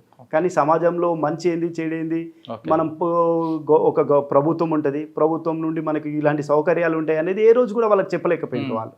కాబట్టి అలా చదివిన వాళ్ళు మళ్ళీ కూడా మావోయిస్ట్ పార్టీల పనిచేసే విధంగానే తయారు చేసేది తప్ప వేరేగా తయారు చేయలేకపోయిండ్రు వాళ్ళు. మంచిగా దానికోసం అది క్లోజ్ చేశారా? అంటే జనతా సర్కార్ని ఎప్పుడైతే వీక్ చేయగలుగుతామో అప్పుడే మావోయిస్ట్ పార్టీని హిట్ చేయగలుగుతాం అనేది మా దగ్గర అయితే కొంత సమాచారం అయితే ఉండేది. దాని ప్రకారమే ఫస్ట్ జనతా సర్కార్ వీక్ కావాలి. జనతా సర్కార్ వీక్ కావాలంటే వాళ్ళకి అసలు గవర్నమెంట్ నుండి వచ్చే పథకాలు ఏముంటాయి, గవర్నమెంట్ వల్ల ఎంత ఉపయోగం ఉంటుంది అనేది ఫస్ట్ ఇంటీరియర్ ఉండే విలేజెస్కు తెలవాలి. ఫస్ట్ వాళ్ళు ఏదైతే ఇంటీరియర్ విలేజెస్ వాళ్ళ అభిప్రాయంకు ఏముంటుంది అంటే వీళ్ళు ఒకటే చెప్తారు అన్నట్టు, గవర్నమెంట్ మీ దగ్గరకు వస్తే మీ భూములు తీసుకుపోతుంది అంతే. ఇది ఒక్కటే చెప్తుంది అన్నట్టు. గవర్నమెంట్ వస్తే మీ మిమ్మల్ని భూములు ఉండనివ్వవు, మీ పశువులను తీసుకుపోతుంది. ఇలా చెప్పే వరకు ఏంటంటే ఆదివాసీలకు భూములు అంటే ప్రాణం, పశువులను పెంచుకోవడం అన్న కూడా ప్రాణం. ఈ రెండింటిని పోతాయంటే వాళ్ళు ఒప్పుకోకపోతుండే. కాబట్టి వాళ్ళు ఆటోమేటిక్గా వాళ్ళకే సపోర్ట్ చేస్తుండే. ఈ క్రమంలో మనము అవేర్నెస్ చేయడం ప్రారంభించినాం. వీళ్ళు చెర్లకు రెగ్యులర్గా ఆదివారం సంతలకు వస్తుంటారు, లేదా ఏ పని మీద వచ్చినా కూడా మనం వాళ్ళతో మాట్లాడడం స్టార్ట్ చేసినాం అన్నట్టు. అంటే ప్రభుత్వం రావడం వల్ల మంచి రోడ్స్ వస్తాయి. ఫస్ట్ రోడ్స్ వస్తే హాస్పిటల్స్ వస్తే స్కూల్స్ వస్తాయి, ఎలక్ట్రిసిటీ వస్తే మంచినీళ్ళు వస్తాయి. ఇవన్నీ మీకు రానున్న రోజులలో జరుగుతాయి. కాబట్టి మీరు గవర్నమెంట్ సహకారం చేయాలనేది మనం కొంత స్టార్ట్ చేయడం జరిగింది అవేర్నెస్ వాళ్ళకు. ఈ అవేర్నెస్ కూడా చేయడం వల్ల కూడా కొంత పబ్లిక్ అయితే మారింది ఛత్తీస్గఢ్లో. కానీ చెర్ల నుంచి లోపలికి వెళ్ళడానికి రోడ్లు వేయడం, ఒక చిన్న చిన్న కల్వర్ట్లు కట్టడం ఇవన్నీ కూడా చేశారు మీ టీం. అప్పుడేమైనా మీకు ప్రాబ్లమ్స్ రాలేదా? అంటే ఇప్పుడు ఏదైతే డెవలప్మెంట్ వర్క్ స్టార్ట్ అవుతుందో, డెవలప్మెంట్ స్టార్ట్ అయితే మూమెంట్ స్టార్ట్ అవుతుంది. పబ్లిక్ మూమెంట్ రానిపోవడం ఈజీ అవుతుంది. రానిపోవడం ఈజీగా అయినప్పుడు ఏమవుతుంది అంటే సమాచారం బయటికి తెలియడం కూడా చాలా ఈజీ అయిపోతుంది. ఆ కాన్సెప్ట్లో ఎప్పుడు కూడా వాళ్ళ డెవలప్మెంట్ దాని మీద మాకు ఎప్పుడు ఇబ్బంది కలిగించేది.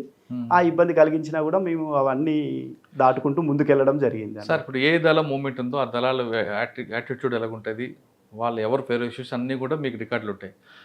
కానీ ఏటుపాక దగ్గర ఒక బస్సు తగలబెట్టడం, అదేవిధంగా చెర్ల దగ్గర ఇంకొక సంఘటన జరగడం, ఇలా సంఘటన అక్కడక్కడ జరిగినప్పుడు అంటే మీకు ముందే తెలుసా ఏదో జరగబోతుందని? అంటే ఇప్పుడు ఏమైతుందంటే మనకు నెట్వర్క్ ఉండదండి. ఫస్ట్ ఛత్తీస్గఢ్లో మనకి ఇన్ఫార్మర్స్ ఉన్నా కూడా నెట్వర్క్ ఉండదు. ఆ ఏటుపాక బస్ తగలబెట్టడం ఐడియా ఉందా మీకు? ఉంది, ఐడియా ఉంది. ఇది ఎక్కడ ఉంటుంది అంటే మన కుంట నుండి చింతూరు ఈ రూట్లో ఆ సంఘటన జరిగింది. ఇది కుంట ఏరియా కమిటీ అప్పుడు కొంత స్ట్రెంగ్త్ అని ఉంటుండే, వాళ్ళు ఆ సంఘటనలో పాల్గొన్నారు. అట్లా అంటే మనకి ఏమవుతుంది అంటే ముందు తెలియవా అంటున్నాను. ముందు తెలుస్తుంది అంటే అన్ని విషయాలు తెలివాయి. ఫస్ట్ కొన్ని విషయాలు మాత్రమే తెలియగలుగుతాయి. ఎందుకంటే మనకున్న ఇన్ఫార్మర్స్ ఆ సిగ్నల్కి వచ్చి మనకు ఫోన్ చేస్తేనే ఇన్ఫర్మేషన్. అట్లా సందర్భాలలో కొన్ని అడ్వాన్స్గా తెలియకపోవడానికి అయితే ఆస్కారం ఉంటుంది. చెర్ల దగ్గరలో మావోయిస్ట్ పార్టీ వాళ్ళకి సంబంధించిన ఆమె కోవట్ పేరు మీద ఒక రాధా నామని చంపేస్తారు. ఆ సంఘటన ఎప్పుడు తెలిసిందండి మీకు? ఇప్పుడు అంటే మనకేమవుతుంది అంటే ఆమెను చంపేసి తర్వాతనే మనకు తెలిసింది. కాకపోతే అంత ముందుకే వాళ్ళ మావోయిస్టు పార్టీలో కొంత వాళ్ళకి విభేదాలు ఉన్నాయి అనేది మాత్రము కొంత ఇన్ఫర్మేషన్ ఉంది. కానీ ఆ సంఘటన ఇట్లా జరుగుతుందని మాత్రం మేము ఊహించలేకపోయాం. కానీ మావోయిస్ట్ పార్టీ ఒక యాక్షన్ టీం కోసం 1+1 తిరగడానికి బైకులన్నీ దొంగతనాలు చేసిన బైకులు తీసుకోవడం, ఒక 15 బైకులు పక్కన పెట్టారు. ఆ సమాచారం మీ నోటీసులు ఉందా? అంటే దొంగతనం చేసిన బైకులు కాదు, కానీ వీళ్ళు ఏదైతే విలేజెస్ ఉంటారో వాళ్ళు వచ్చి సెకండ్ హ్యాండ్ బైకులు అయితే కొనుక్కోపోవడం జరిగేది అన్నట్టు. కొన్ని దొంగతనం జరిగిన బైకులు కొన్నారు అంటే దొంగతనం బైకులు కాదండి. ఏదైతే ఇప్పుడు సిఆర్పిఎఫ్ వాళ్ళు ఎక్కువ బైక్స్ యూజ్ చేస్తారు చూసినా, వాళ్ళ మీద అటాక్ చేసినప్పుడు వాళ్ళ బైకులు తీసుకుపోయింది. ఆ బైకులు కొంత పార్ట్ వాళ్ళ దగ్గర. ఈ 15 బైకులు దేనికోసం, వాళ్ళు ఏ ఉద్దేశంతో? అంటే ఇప్పుడు మావోయిస్ట్ పార్టీలో కూడా ఏమైతుందంటే గతంలో ఉన్నంత క్రమశిక్షణ లేదు. వాళ్ళు కూడా కొంత సుఖానికి అలవాటు పడ్డారు. ఇది వరకు ఎంత దూరమైనా ఓపికగా నడిచేవాళ్ళు. ఇప్పుడు వాళ్ళు కూడా బండ్ల మీద తిరగడం స్టార్ట్ చేసింది. వాటి పర్పస్ ఎక్కువ ఉపయోగించుకున్నారు వాళ్ళు. అంటే బళ్ళు, సెల్ ఫోన్లు అంతే. బండ్లు, సెల్ ఫోన్లు ఏంటంటే ఎక్స్ట్రాక్షన్ అంతే. బయట సమాచారం తెలుసుకోవడం, బయట ఎక్స్ట్రాక్షన్ చేయడానికి సెల్ ఫోన్స్ ఉపయోగించారు. లోపల తిరగడానికి ఈజీ కోసం బండ్లు ఉపయోగించారు. తర్వాత మీ ఇన్ఫర్మేషన్ ఎవరు ఇన్ఫర్మేషన్ అంటే 2024లో మేజర్ ఎన్కౌంటర్ ఇక అది ఎవరి ఇన్ఫర్మేషన్ అంటే అది ఒక వ్యవస్థ ఇన్ఫర్మేషన్, దానివల్ల వర్క్ జరిగింది. అంటే వాళ్ళు దేనికోసం వచ్చారండి అక్కడికి? ఆర్గనైజేషన్ కోసం వచ్చారు. అచ్చా. అంటే తెలంగాణలో ఇప్పుడు ఛత్తీస్గఢ్లో ఇలాంటి కఠినమైన పరిస్థితులు వస్తే తెలంగాణలో ఎట్లా ఉండాలి అనే దాని మీద కొంత ఆర్గనైజ్ చేద్దామని అయితే వచ్చిండ్రు అన్నట్టు. అది మీకు ముందే వచ్చింది? ఆ సమాచారం మాకు ముందే వచ్చింది. దాంట్లో భాగంగానే సార్ వాళ్ళు కర్రెగొట్టుల మీద స్టాండ్ అవ్వాలని చెప్పి మీకు సమాచారం ఉందా, లేదంటే అంతా అయిపోయింది క్లోజింగ్ టైంలో తెలిసింది కర్రెగొట్ల? లేలే, ఎప్పుడు అయితే ఈ కొత్త క్యాంపులు మొదలు పెట్టడం జరిగిందో, ఇప్పుడు ప్రజెంట్ చెర్లాల మనకు గతంలో క్యాంప్స్ లేకుంటుండే. ఎప్పుడైతే చెన్నాపురం, ఉంజుపల్లి, పూసుకుప్ప ఈ 3 క్యాంపులు వేసిన తర్వాత మాకు బాగా అర్థమైపోయిందండి. క్యాంపులు వేస్తే క్యాంప్ సరౌండింగ్ ఒక 10 km వరకు అయితే మనము మావోయిజాన్ని అయితే క్లోజ్ చేయొచ్చు అనేది అయితే మాకు కొంత సమాచారం ఉంది అన్నట్టు. అట్లా ఇదే విధంగా మనకు ఈ పామేడు బెల్ట్లో కూడా క్యాంపులు పడ్డాయి మనకు. ఇటు ఊసూరు బెల్టు, ఈ బెల్ట్లో కూడా క్యాంపులు పడ్డాయి. ఈ క్యాంపులు పడ్డా కొద్దీ వాళ్ళకు కొంత తిరగడం మాత్రము ఇబ్బందికరమైన పరిస్థితి ఉంది. ఇబ్బందికరమైన పరిస్థితుల్లో వీళ్ళు ఎటు మూవ్ కావచ్చు అనే దాంట్లో కూడా మేము బాగా ఎప్పటికప్పుడు సమాచారం తెలుసుకుంటూనే ఉన్నాం. కొంత అబుజుమడ ఏరియాకు పోయేటట్టు ఉంది అనేది కొంత ఇంద్రావతి ఏరియాకు, లేకపోతే కరిగుట్టలు ఎక్కుతారు అనేది మాత్రం మా దగ్గర సమాచారం ఉండేది. కానీ అరుణ్ కుమార్ కేవలం భద్రాచలం కాకుండా అటు ఛత్తీస్గఢ్, బీజాపూర్, పూజారి, కంకేర్ వైపు కూడా వెళ్ళొచ్చేవారు అక్కడ మూవ్మెంట్ తెలుసుకోవడానికి. అనేది అంటే ఇంకా పరిస్థితుల ప్రభావంగా వెళ్ళొస్తుంటాము. కానీ అది ఒకవేళ మీకు ఆ స్టేట్ ఇన్ఫర్మేషన్ వచ్చింది అనుకోండి, ఛత్తీస్గఢ్ కానీ లేదంటే మహారాష్ట్ర, మీరు వాళ్ళకి ఇస్తారా లేదా తెలంగాణ? ఏదున్నా కూడా మా ఏజెన్సీకే ఇన్ఫర్మేషన్ షేర్ చేస్తాం. అక్కడ నుండి అది ఎవరికి చేరాలో వాళ్ళకి చేరుతుంటుంది అన్నట్టు. ఆ ఇంటెలిజెన్స్లో ప్యాషన్గా పనిచేస్తారు కదా, మీకు బాగా గుర్తుండిపోయిన ఒక సంఘటన చెప్పండి. అంటే ఇలా పనిచేసేటప్పుడు ఏమవుతుందంటే ఏ రోజు ఇన్ఫర్మేషన్ ఆ రోజు కనుక్కుంటేనే ఒక కిక్ వస్తుంటుంది అన్నట్టు. ఇవాళ మీకు బాగా కిక్ వచ్చిన సంఘటన చెప్పండి. అంటే సంఘటనలు చాలా ఉంటాయి, అంటే రివీల్ చేయకుండా ఉండాల్సింది, అంటే దానివల్ల మీకు ఇబ్బంది రాకుండా ఉండేది. అంటే మేము ఏంటంటే ప్రజలలో మార్పు వస్తుందా లేదా అనేదే మా కాన్సెప్ట్. ఏదైతే ఇప్పుడు మనము ఇక్కడ నుండి ఒక ఛత్తీస్గఢ్ నుండి ఒక వ్యక్తితో మనం మాట్లాడినాము, పోయిన తర్వాత ఆయన రెస్పాండ్ ఇచ్చిండు అనుకో, ఓకే, ఇక దానికన్నా మించిన సంతోషం ఇంకోటి లేకుంటుండే. ఎందుకంటే ఏదైతే ఆ వ్యక్తి మనకు రెస్పాండ్ అయిందంటే మనము మావోయిజాన్ని కంట్రోల్ చేస్తున్నాం అన్నట్టే లెక్క. ఎందుకంటే మనకు ఇంటీరియర్ ఏరియా నుండి ఇన్ఫర్మేషన్ వస్తుంది. సో దట్ మాకు ఒక కొత్తగా ఇంటీరియర్ ఏరియా నుండి ఒక సోర్స్ తయారైతే అదే చాలా కిక్ వచ్చే విషయం. దామోదర్ ఎప్పుడైనా ఎదురుపడ్డారా? ఆయన ఇన్ఫర్మేషన్ మీద ట్రై చేశారా? అంటే మనకి ఇప్పుడు చాలా ఇన్ఫర్మేషన్ వస్తుంది. కొద్దిగా ఆపరేషనల్గా మాకు ఛత్తీస్గఢ్ ఉండే వరకు కొంత తక్కువ ఉంటుండే. అట్లా హిడ్మా మీద ఎప్పుడు ఫోకస్ చేశారా మీరు?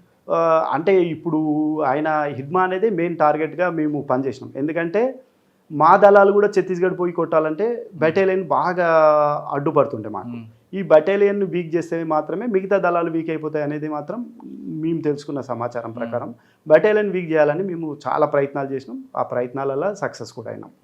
కానీ హిడ్మా తెలంగాణ రాష్ట్రం దాటి ఆంధ్రప్రదేశ్ దొరికాడు కదా, ఇంకా ఎక్కడ దొరికినట్టే కదా. అంటే ఇప్పుడు ఎవరో ప్రయత్నం చేస్తే ఎక్కడికొక్కడు వెళ్తుంటారు, ఆ సందర్భంలో దొరికింది. ప్రయత్నం అయితే జరిగితేనే రిజల్ట్ అనేది. మావోయిజం అన్నది మీ గ్రామం నుంచి చూశారు మీరు, మీ జిల్లా నుంచి. ఇప్పుడు క్రమేపీ ప్రజలు దూరం అవ్వడానికి, వాళ్ళు ఎంచుకున్న భావాజాలానికి దూరం అవ్వడానికి కారణం ఏంటి? ఇప్పుడు నా ఎక్స్పీరియన్స్ ప్రకారం ఏమవుతుందంటే, ప్రజలకు ప్రభుత్వంతో, ప్రభుత్వ సంస్థలతోని మంచి సంబంధం ఏర్పడ్డప్పుడు మావోయిజంతో పని లేదు. ఆ సందర్భాలలోనే ఇప్పుడు మన తెలంగాణ నుండి మావోయిజం ఛత్తీస్గఢ్ పోవడానికి గల కారణం ఏంటంటే ప్రభుత్వం చేస్తున్న మంచి పనులే. ప్రభుత్వం ప్రజలకు దగ్గర అవ్వడం వల్లనే మావోయిజం అనేది దూరమైంది అనేది నేను గట్టిగా నమ్ముతున్నాను. అంటే ప్రభుత్వం చేసిన కార్యక్రమాలు కింద వరకు వెళ్ళడం, ప్రభుత్వంతో ప్రజలకు మంచి సంబంధాలు ఏర్పడ్డాయి. ఏదైతే ఇప్పుడు ఫస్ట్ మన అంటే ఆంధ్రప్రదేశ్ ప్రభుత్వం అయితేంది, తెలంగాణ ప్రభుత్వం అయితేంది, కొన్ని మంచి నిర్ణయాలు తీసుకుంది. ప్రతి ఊరుకు రోడ్ వేయడం స్టార్ట్ చేసింది. ప్రతి ఊరుకు కనీస సౌకర్యాలు ఏవైతే స్కూలు, వైద్యము, త్రాగునీరు, ఎలక్ట్రిసిటీ ఇవి అందించడం స్టార్ట్ చేసిందో ప్రజలకు ఏమవుతుందంటే ప్రభుత్వాల మీద మంచి నమ్మకం వచ్చింది. ఓకే, మనము ఆ మావోయిజంకు ఎన్ని రోజుల దగ్గర ఉన్నా కూడా అభివృద్ధి కాము, అదే ప్రభుత్వానికి దగ్గరికి పోతే అభివృద్ధి వాళ్ళ కళ్ళ ముందే కనబడుతుంది కదండి. ఎందుకంటే రోడ్లు వచ్చినాయి అనుకో, ఇది వరకు చిన్న చిన్న నదుల మీద, వాగుల మీద బ్రిడ్జిలు లేకుంటుండే, తర్వాత చాలా బ్రిడ్జెస్ కట్టినాం. వాళ్ళ రవాణా సౌకర్యాలు మెరుగుపడ్డాయి. వైద్యము పోవాలన్నా చాలా ఈజీ అనిపించింది. ఎడ్యుకేషన్ వాళ్ళది డెవలప్ అయింది. ఈ ఏదైతే ప్రభుత్వం నుండి రావాల్సిన పథకాలని అన్నీ అందడం స్టార్ట్ చేసిన తర్వాత వాళ్ళకు ఇంకా మావోయిజంతో పని లేదు కదండి. ఎప్పుడైతే ప్రభుత్వం దూరంగా ఉంటుందో మావోయిజం అక్కడ, అంటే మేము కనుక్కున్నది, అంటే మాకు తెలిసినది ఏంటంటే ఎక్కడైతే ప్రభుత్వం రీచ్ కాలేదో అక్కడ మావోయిజమే గట్టిగా పట్టు చేసింది. ఎప్పుడైతే ప్రభుత్వం అక్కడికి రీచ్ అయిందో అప్పుడు మావోయిజం ఆటోమేటిక్గా బ్యాక్ కావాల్సిందే, అదంతే. ఎందుకంటే ప్రజల సహకారం లేనప్పుడు ఎవరు కూడా అక్కడ ఉండలేరు. కానీ ఇంత ఈజీగా ఇంత తొందరగా అనుకున్న టైం కన్నా ముందే ఈ చాప్టర్ క్లోజ్ అవుతుందని మీరు ఎక్స్పెక్ట్ చేశారా? చేసినామండి. ఎందుకంటే ప్రజల కూడా వాడకుండా ప్రజలలో మార్పు వస్తుంది అనేది అయితే మాకు కనబడేది. ఏదైతే ఇప్పుడు తెలంగాణ ప్రజలలో ఏ విధంగా మార్పు వచ్చిందో ఛత్తీస్గఢ్ ప్రజలలో కూడా అదేగా మార్పు వస్తుంది అనేది మాకు కనబడేది. ఎందుకంటే వాళ్ళు కూడా అభివృద్ధి కోరుకుంటుండ్రు అనేది మాకు తెలిసిపోయింది అన్నట్టు. ఎందుకంటే మా మాట్లాడిన ప్రజలతోని ఇప్పుడు ఛత్తీస్గఢ్ నుండి తెలంగాణకు వచ్చిన తర్వాత మంచి రోడ్లు ఉన్నాయి, మంచి వైద్య సౌకర్యాలు ఉన్నాయి. ఇవన్నీ చూసిన తర్వాత అరే మా దగ్గర కూడా ఇట్లా ఉంటే బాగుండు, మాకు కూడా ఇవన్నీ ఫెసిలిటీస్ ఉంటే మంచిగా ఉండు అనే మార్పు అయితే వాళ్ళ దాంట్లో వచ్చింది అన్నట్టు. అంటే ఎలా సాధ్యమైందండి ఇవి? ఎందుకంటే టాప్ క్యాడర్ అంతా కూడా తెలంగాణకు వచ్చారు, మీరు ఎక్కడ కూడా ఎన్కౌంటర్ చేయలేదు, ఏం చేయకుండా అసలు ఎలా సాధ్యమైంది ఇది? ఇంకా మా పై అధికారుల యొక్క కృషి వల్లనే ఇదంతా జరిగింది. ఓకే, మార్చి 31 ముందే మొత్తం ఇష్యూని క్లోజ్ చేశారు. లొంగిపోయిన వాళ్ళందరూ కూడా మీరు వాళ్ళకు ఉద్యోగాలు ఇవ్వడం, గిరిదర్శన్ కార్యక్రమం పెట్టారు. ఆ గిరిదర్శన్ కాన్సెప్ట్ సక్సెస్ అయిందా లేకుంది? అంటే ఇప్పుడు మనం ఏం చేసినామంటే ఇప్పుడు వీళ్ళకు ఫస్ట్ ఉపాధి చూపెట్టాలంటే వీళ్ళను ఎక్కడో హైదరాబాదుకో వేరే దగ్గరికి పంపిస్తే వీళ్ళు ఉండలేరు. ఎందుకంటే ఈ గిరిజన ప్రాంతానికి అలవాటు పడ్డ వ్యక్తులు గిరిజన ప్రాంతాలలో ఉండడానికే ఇష్టపడతారు అన్నట్టు. దాంట్లో భాగంగా మేము మొదటి ప్రయత్నంగా గిరిదర్శక్ అని మా పై అధికారులు ఒక ప్రోగ్రామ్ అయితే స్టార్ట్ చేసారు. ప్రజెంట్ అయితే అది భద్రాద్రి కొత్తగూడెం డిస్టిక్లో ఇంప్లిమెంట్ అవుతుంది. ఈ రానున్న రోజులలో దీన్ని ఇంకా వేరే ఏం చేస్తారండి వాళ్ళు భద్రాచలంలో? వీళ్ళకి మొత్తం ఏం చేసినామంటే ఒక 10 మంది సెలెక్ట్ చేసి మా దగ్గర 3 పర్యాటక ప్రాంతాలు ఉన్నాయి. 1 కిన్నెరసాని, 2 భద్రాచలం టెంపుల్, 3 పర్ణశాల. ఇక్కడికి వచ్చే టూరిస్టులకు వీళ్ళను గైడ్గా ట్రైనింగ్ ఇచ్చాం ఫస్ట్.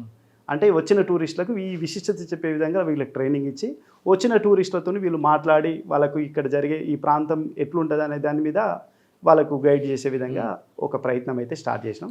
ప్రజెంట్కి అయితే ఇది రన్ అవుతుంది. అంటే వాళ్ళు ఇటువైపు వస్తున్నారా, గట్టే ఆలోచనతో ఉన్నారా? లేదు, ఇప్పుడు ఎవరైనా ఆలోచన మారిపోయింది. ఎందుకంటే ఇప్పుడు తెలంగాణకు వచ్చి ఇప్పుడు ఛత్తీస్గఢ్ నుండి చాలామంది క్యాడర్స్ తెలంగాణలో సరెండర్ అయ్యింది. వాళ్ళు తెలంగాణకు వచ్చిన తర్వాత తెలంగాణ గవర్నమెంట్ ఇచ్చే ఫెసిలిటీస్ చూసిండ్రు, తెలంగాణ ప్రాంత అభివృద్ధి చూసిండ్రు. ఈ 2 చూసిన తర్వాత మా ప్రాంతం కూడా ఇట్లా అభివృద్ధి చెందితే బాగుండు అనే దాంట్లో అయితే వాళ్ళు ఉన్నారు. ఏదైతే పెద్ద పెద్ద క్యాడర్లో ఉన్నో కూడా వాళ్ళు అదే దాని మీద ఉన్నారు. ఉండి వాళ్ళు మా ప్రాంతాన్ని కూడా అట్లా చేయాలనే కాన్సెప్ట్ ఉన్నారు. కాబట్టి మళ్ళీ మావోయిజం సైడ్ పోరు అనేది మాత్రం మాకు నమ్మకం కలిగింది. అంటే వాళ్ళు బయటకు వచ్చినా వాళ్ళ మీద వాచ్ ఉంటుంది ఖచ్చితంగా. ఎందుకంటే ఇప్పుడు బయటకు వచ్చిన తర్వాత మళ్ళీ వీళ్ళకి ఏదైనా ఇబ్బంది ఉందనుకో మళ్ళీ దళాలు ఫామ్ చేసే పరిస్థితి ఉంటుంది. కాబట్టి వీళ్ళ మీద వీళ్ళు పూర్తిగా మారే వరకు అయితే మేము వాచ్ ఉంటుంది. మావోయిజం లేకపోబట్టి అడవుల్లో గంజాయి పండిస్తున్నారని కొన్ని వార్తలు వస్తున్నాయి. వాళ్ళు ఉంటే బాగుండని అని కూడా కొంతమంది ఆఫీసర్ కూడా ఒప్పుకుంటున్నారు. అది కరెక్ట్ అంటారా? అంటే గతంలో ఏబీ ఏరియాలో ఈ గంజాయి పండించే దాంట్లో వాళ్ళు మావోయిస్టులు వాళ్ళని పిలిచి కొంత వాళ్ళను థ్రెటన్ చేయడం, ఇట్లాంటిది చట్ట వ్యతిరేక పనులు చేయడం అనేది అక్కడ జరిగింది. వాళ్ళు వెళ్ళిన తర్వాత ఇప్పుడు ఒరిస్సా బార్డర్లో ఎక్కువ గంజాయి పండిస్తున్నారనేది కొంత సమాచారం ఉంది. ఇది మళ్ళీ ఛత్తీస్గఢ్కు రాకూడదంటే మేము ఏదైతే పాత ఇన్ఫార్మర్ వ్యవస్థ ఉందో దాన్ని ఇంకా కంటిన్యూ చేస్తాం.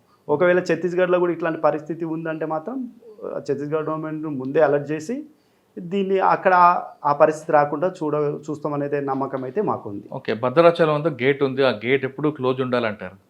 ఆ గేట్ ఓపెన్ చేస్తే గంజాయి బయటకు వస్తుందని. ప్రజెంట్ ఏదైతే భద్రాచలం గేట్ ఉందో ఒకటే బ్రిడ్జ్ ఇది. ఈ బ్రిడ్జ్ మించెల్లే దాటి వెళ్తుంది అనేది ఒకప్పుడు బాగా ఉంటుండే. కానీ ఈ మార్గం కాదు, ఇప్పుడు చాలా మార్గాలు ఉన్నాయి. ఈ మార్గం టైట్ ఉన్నప్పుడు ఇంకో మార్గంలో పోతుంది. కాబట్టి మా ప్రాంతం కాకపోయినా చెర్ల నుంచి వచ్చేది పూసుకుప్పనుండి కానీ లేదు, ఆ గేట్లకి వెళ్ళరాదు. ఇదంతా ఎక్కువ మనకు ఒరిస్సా ఏపీ బార్డర్ అంటే ఇక్కడ నుండి వచ్చిన తర్వాత 2 రూట్లు అయిపోతాయి. ఒకటేమో వయా భద్రాచలం రావచ్చు, ఇంకోటి వయా రాజమండ్రి పోవచ్చు. అచ్చా, రైట్. అట్లా మా రాజమండ్రి రావచ్చు, లేదా మీరు చెర్ల వెంకటాపురం వాజేడు కూడా ఆ రూట్ కూడా వెళ్ళొచ్చు, వెళ్ళే అవకాశం ఉంది. అంటే మాకు ఇక్కడ దాకా వచ్చిన తర్వాత మేము టైట్ చేసిన ఇక్కడ టైట్ అవుతుందంటే వాళ్ళు ఈ రూట్ రారు, ఇంకో రూట్లో వెళ్ళిపోతారు అన్నట్టు. కాబట్టి మా రూట్ల వరకు మేము ఎప్పుడు మాకు అడ్వాన్స్ ఇన్ఫర్మేషన్ పెట్టి తనిఖీలు మాత్రం చేయడం జరుగుతుంది. ఎప్పుడు అలర్ట్.